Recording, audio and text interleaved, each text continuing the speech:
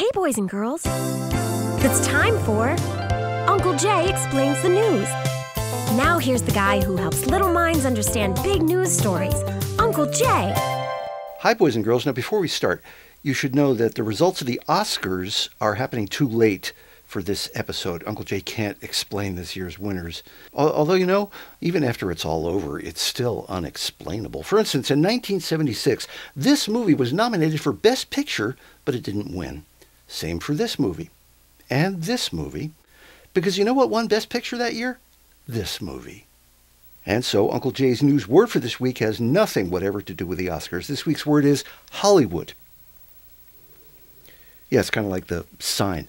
And the news actually does seem a lot like the stuff you see in the theaters while you're sitting there contemplating shooting the guy who's texting in the row in front of you. For instance, Vladimir Putin, the leading man in Russia, is worried about this uprising in Ukraine, the country next door. But he seems to think he's king of the world by sending troops in there. Now, he says he asked his parliament for permission, and the parliament said, yes, send the troops in now. President Obama was very upset. He contacted Putin by phone and said he was filled with a furious anger. We're not sure what Putin's response was, but it was probably something like, frankly.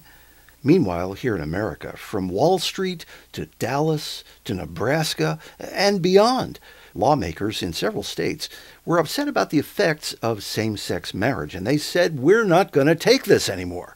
They passed a bunch of new laws, but in every state so far, either a judge or a governor or other lawmakers have said, surely you can't be serious.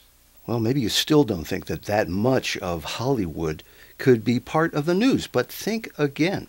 Edward Snowden released more documents showing more despicable government snooping. In the Middle East, more terrorist bombs make us continue to see dead people, thanks to crazy jihadists who think they're on a mission from God and are prepared to die.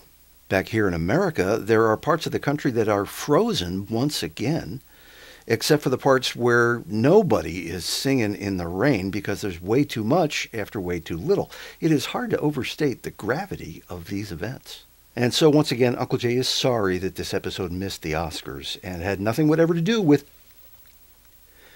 And of course, by next week, there'll be a whole bunch of other stories because in the news, you never know what you're going to get.